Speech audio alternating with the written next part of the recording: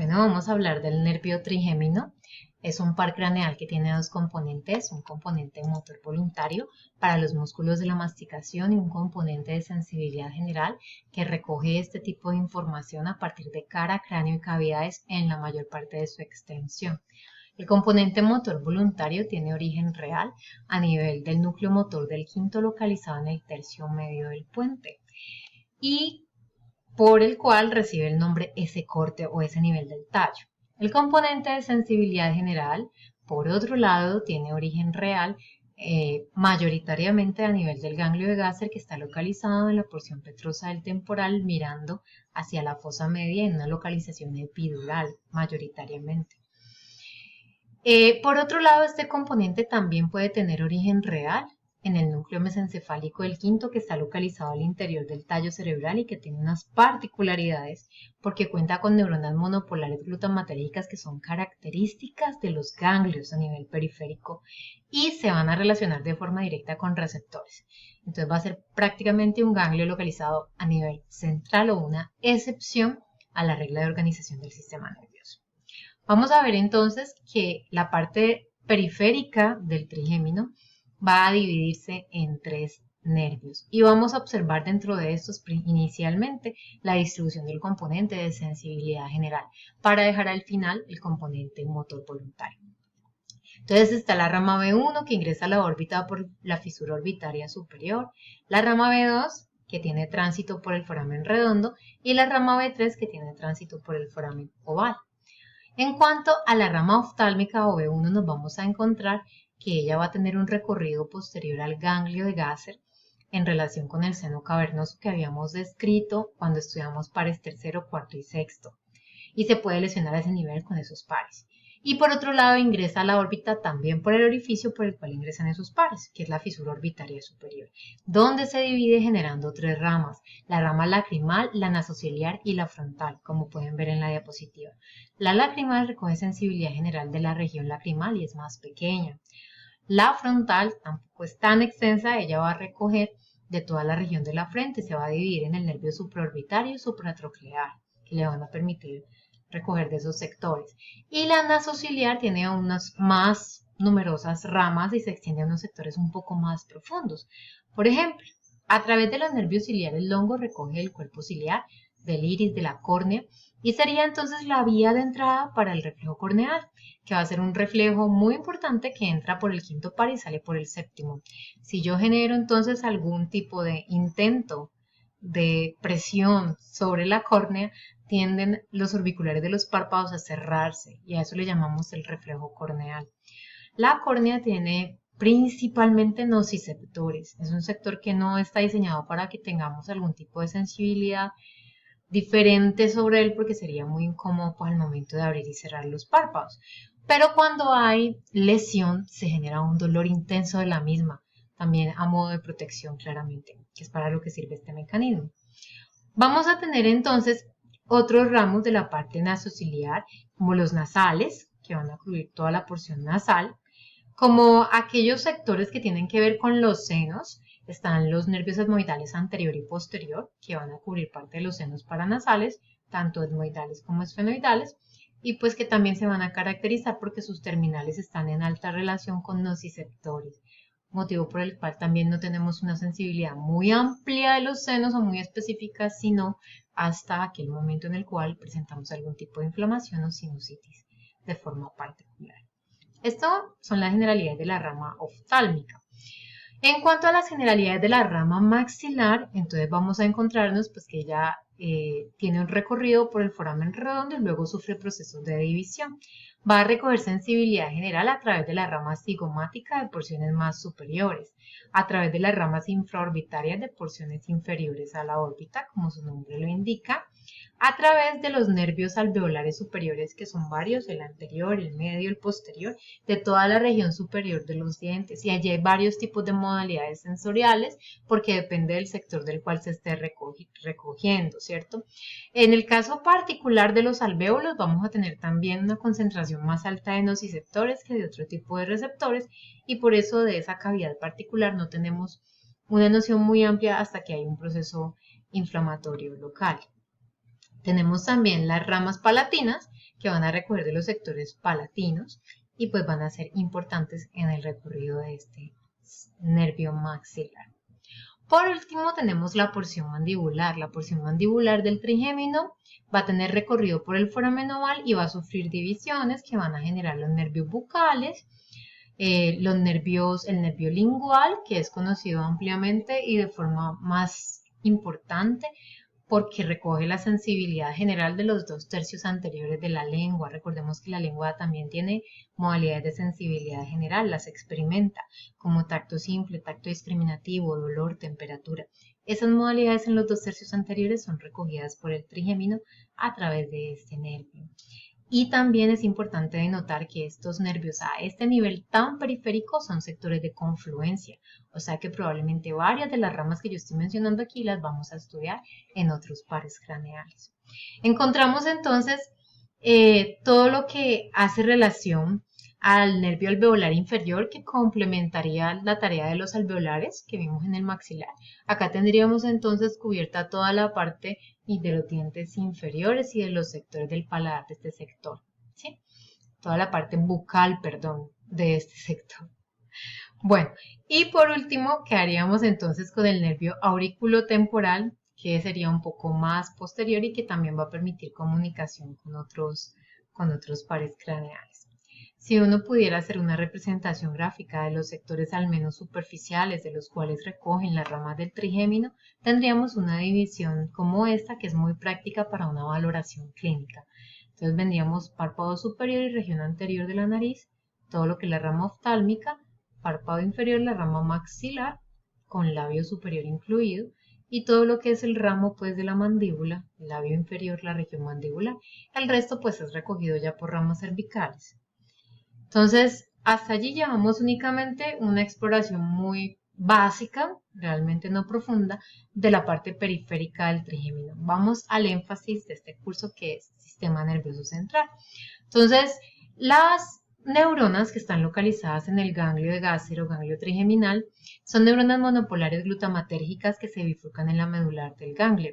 La rama central de esas neuronas va a ingresar al tallo y en el tallo va a nacer relevo, o sea, van a entregar la información. ¿A quién se la entregan? Se la entregan al núcleo sensitivo del quinto par, que es el único núcleo de relevo para sensibilidad general que existe en el tallo cerebral. O sea que todos los pares craneales, independientemente del par que sea, van a relevar sensibilidad general en el mismo núcleo. Ahora, no todas las porciones son porciones de relevo, solamente la porción pontina, que se conoce como porción principal, y la porción vulvar, que se conocen como porción espinal. Allí las neuronas del ganglio pueden hacer relevo y la información es pasada a nuevas neuronas, que son estrelladas, multipolares, glutamatérgicas o excitatorias, y cuyos axones van a dar origen a las vías trigémino-talámicas. En el caso de la porción espinal, se va a dar el origen de la vía trigémino-talámica ventral, que va a cruzarse antes de subir, y esto tiene implicaciones clínicas importantes. Ella se cruza aprovechando la decusación sensitiva que observamos en el tercio medio del bulbo. Allí se cruza junto con el lemnisco medial. Y después de cruzarse sube como fascículo trigémino-talámico ventral, lo que quiere decir que esta porción espinal va a llevar modalidades que van a llegar al hemisferio contralateral, al área 312 contralateral. Entonces veamos el recorrido. Yo entro y hago relevo en la porción espinal del quinto par.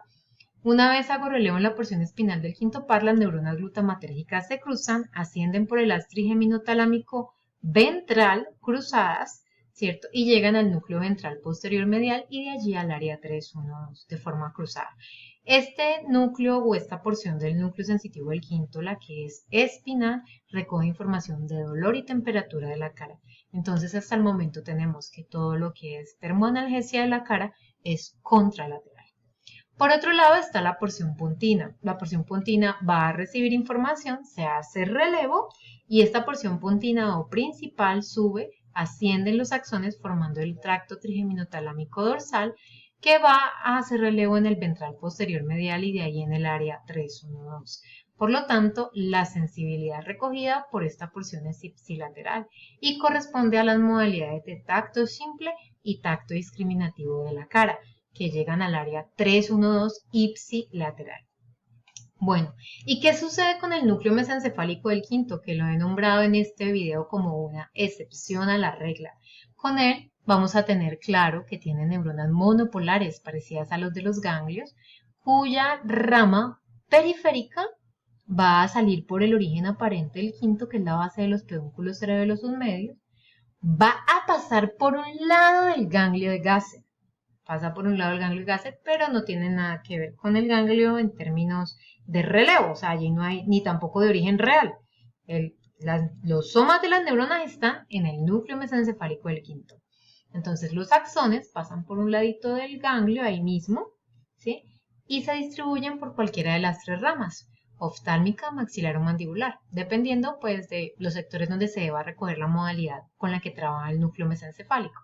Este núcleo mesencefálico trabaja con la modalidad de propiocepción, que se puede recoger a partir de cualquiera de las tres ramas, porque se va a recoger desde músculos y articulaciones. Se suele asociar mucho con la articulación temporomandibular y por lo tanto con el nervio mandibular, pero las tres ramas recogen propiocepción de la cara. Bueno, y la división que sería central de estas neuronas va a ir directamente al núcleo ventral posterior medial, a hacer relevo en el tálamo a través del fascículo trigémino talámico dorsal.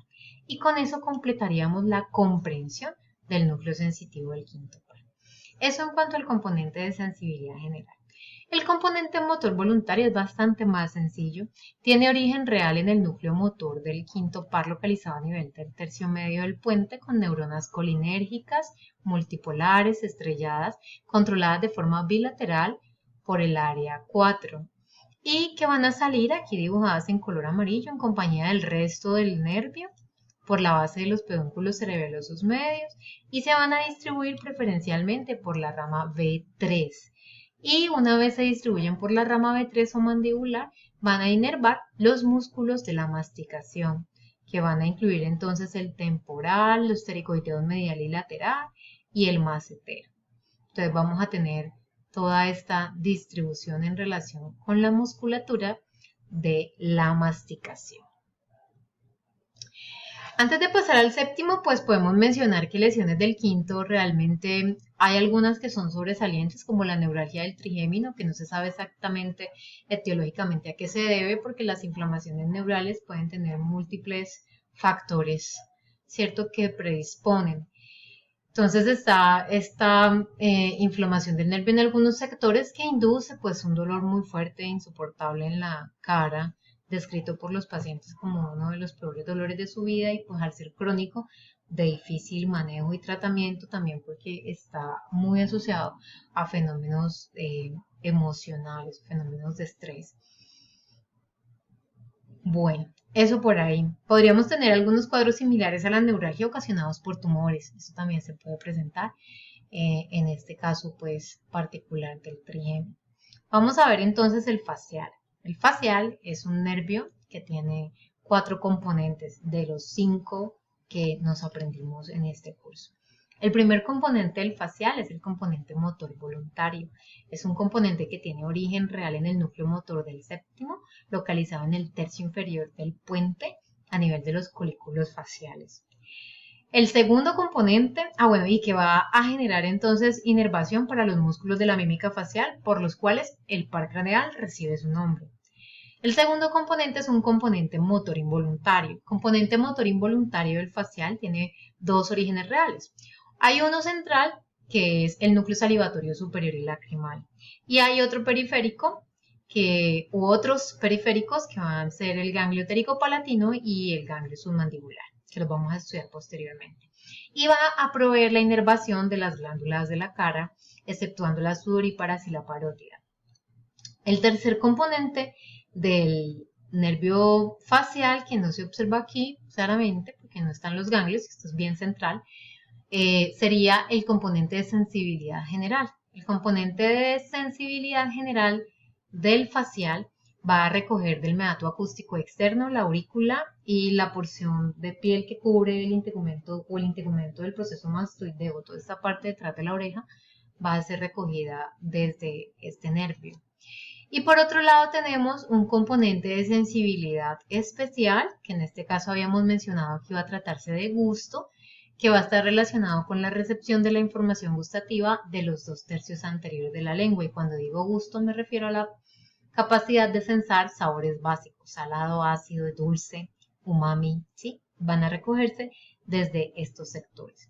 Entonces vamos a estudiar inicialmente el componente motor voluntario. Bueno, para no desaprovechar las diapositivas, entonces aquí está el núcleo motor del séptimo, rodeando el núcleo motor del sexto, formando los colículos faciales y saliendo la porción motora por el origen aparente del séptimo par, que es el surco bulboprotuberancial lateral a las olivas, muy cerca ya del ángulo pontocerebroso. Todavía no allí, pero sí muy cerca.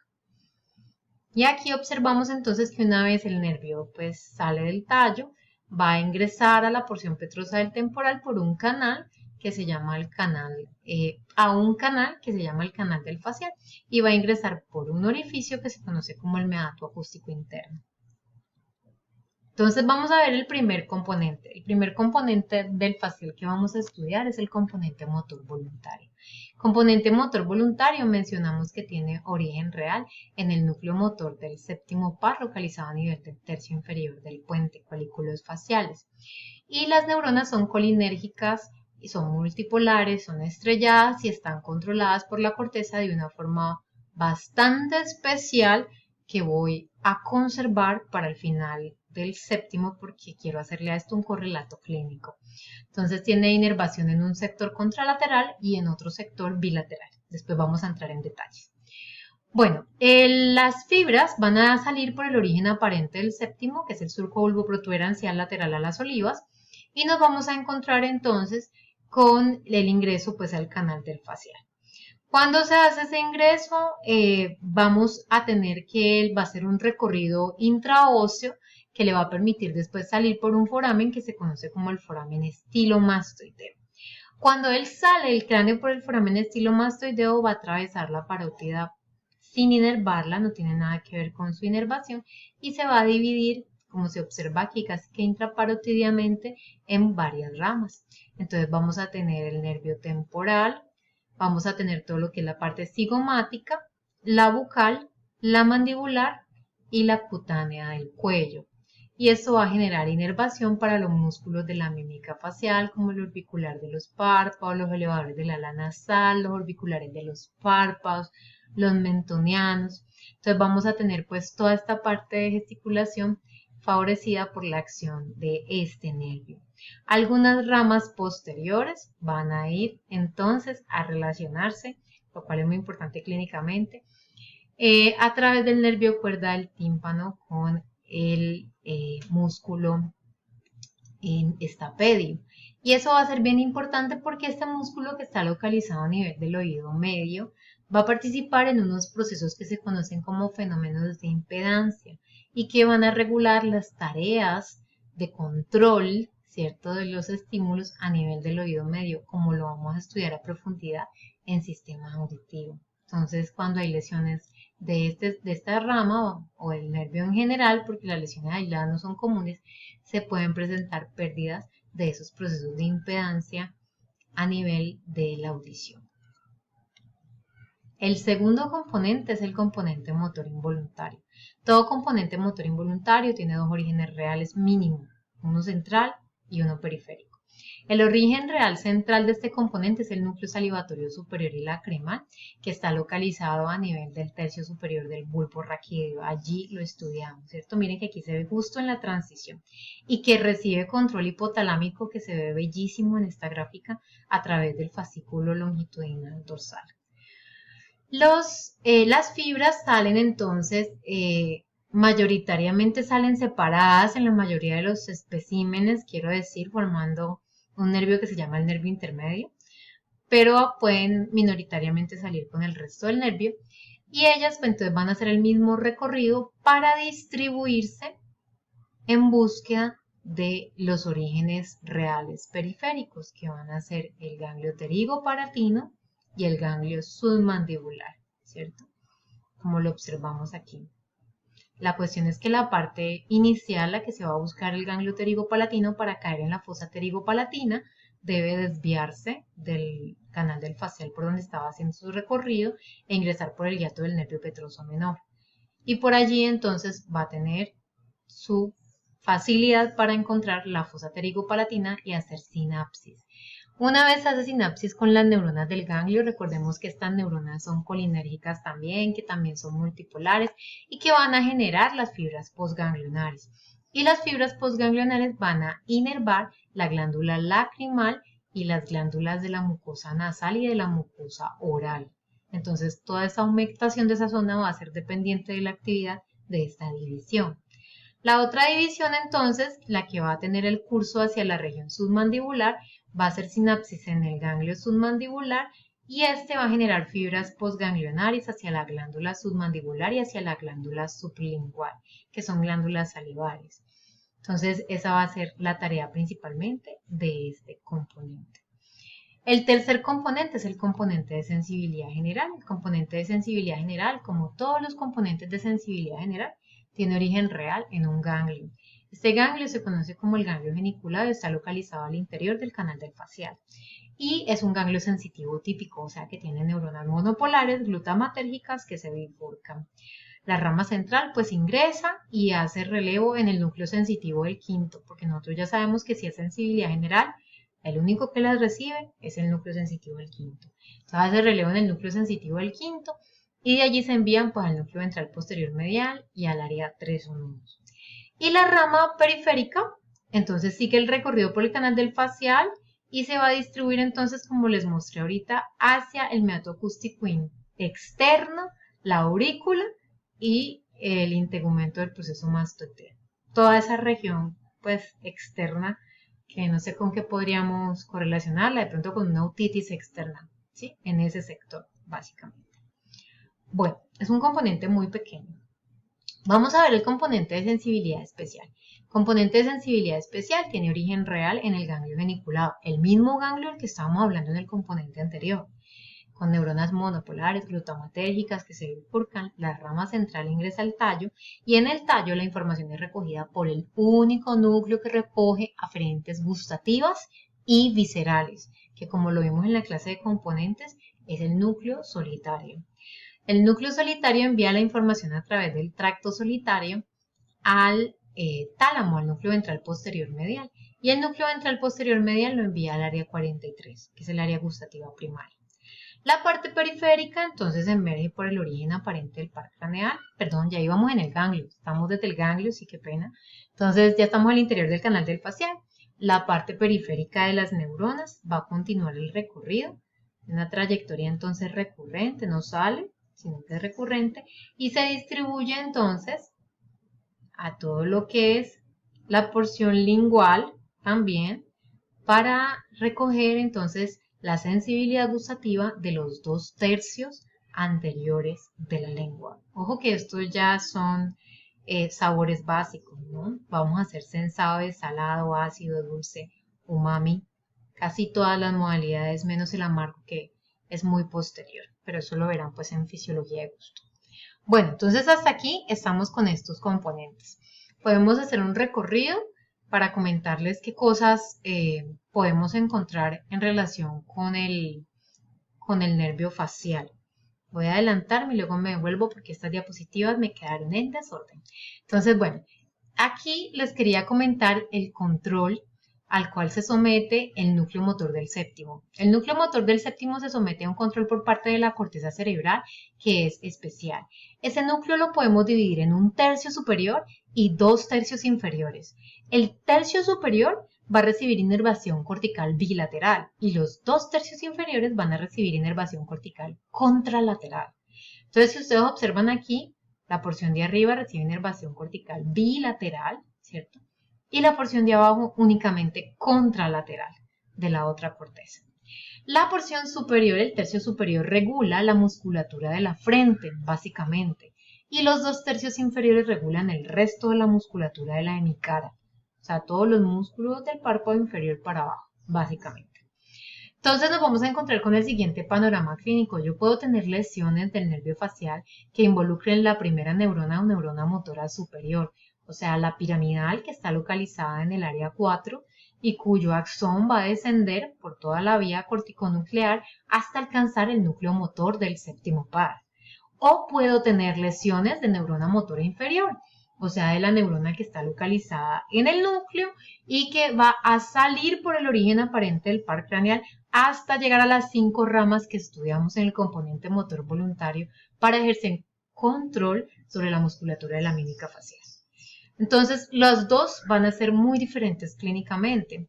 ¿Por qué? Porque si yo tengo una lesión de la neurona motora inferior, pues ahí ya está todo el nervio formado y es todo el nervio el que sale, ¿cierto? Como lo pueden ver acá, es todo el nervio el que sale, todo, en este lado derecho. Y ahí están cubriéndose las 5 ramas para los músculos de la mímica facial. Entonces voy a tener una parálisis facial por lesión periférica del nervio, pues eso es redundante, pero bueno, a mí me gusta mucho el término infranuclear, o sea que se da en relación con la posición del núcleo como tal, ¿cierto? Una parálisis infranuclear que me va a generar compromiso de la hemicara de forma completa, ¿sí? Bueno, eso déjenlo ahí que ahorita profundizamos en esta parálisis facial periférica. En cuanto a la otra, que sería la de neurona motora superior, vamos a tener que si yo me lesiono el área 4 del lado derecho, del hemisferio derecho, yo voy a tener entonces un compromiso contralateral de la hemicara inferior y solo de la hemicara inferior. Si me lesiono el derecho, tengo lesión de la hemicara inferior, ¿sí? Acá. Y se respeta la frente, que quiere decir que no voy a encontrar compromiso de esa parte, porque si yo tengo lesión de un área 4, pues tengo el área 4 del otro lado para ejercerme control de la frente. Esto es un punto de partida. En la clínica ustedes van a ver que esto pues realmente tiene muchas formas de presentación, pero que esto sirve como un conocimiento de punto de partida asociado a los otros síntomas que presenta el paciente. Entonces vamos a distinguir una parálisis facial central o supranuclear, en la cual el compromiso va a ser un compromiso contralateral de cuadrante inferior, de la hemicara inferior, contralateral, ¿cierto? Con frente respetada, o sea, sin lesión de frente. Y en la parálisis periférica vamos a encontrarnos un compromiso de toda la hemicara, ¿cierto? Y pues como es una parálisis periférica, pues es del nervio del lado que está comprometido, ¿cierto? Bueno, ¿qué es lo que sucede con eso en cuanto a parálisis facial central y periférica o supranuclear e infranuclear? Vamos a devolvernos porque quiero mostrarles entonces qué pasa con la parálisis facial periférica. Depende del lugar donde se haya presentado la lesión, los síntomas del paciente pueden ser diferentes en la parálisis facial periférica. No es lo mismo si la lesión es en el ángulo pontocerebeloso, que es el sector más cercano a la salida o al origen aparente del par craneal, o en el poro del meato acústico interno, que pues estaría localizado más o menos a este nivel del número 7. Allí pueden ser muy comunes los neurinomas del acústico, también llamado pues schwannomas vestibulares, ¿cierto? Y ese compromiso por compresión puede generar síntomas como ustedes pueden ver en todas las divisiones, tanto las divisiones parasimpáticas, o sea, lo que tiene que ver con lacrimación y salivación, ¿cierto? Pueden ser de irritabilidad o de pérdida funcional y podemos tener alteraciones del gusto y podemos tener también las alteraciones motoras, entonces van a ser síntomas múltiples. Y es diferente a lo que pasa, por ejemplo, en la parálisis de Bell, que aunque los médicos siempre decimos cuando no sabemos algo que es idiopático, realmente pues debe tener sus causas y muchas de las que se han investigado son procesos inflamatorios locales, pues porque el recorrido es al interior de un canal de hueso. Y esos fenómenos pueden generar también fenómenos secundarios irritativos, que pena la redundancia, que pueden ser lacrimales o pueden ser en este caso también de salivación con compromiso también del componente gustativo.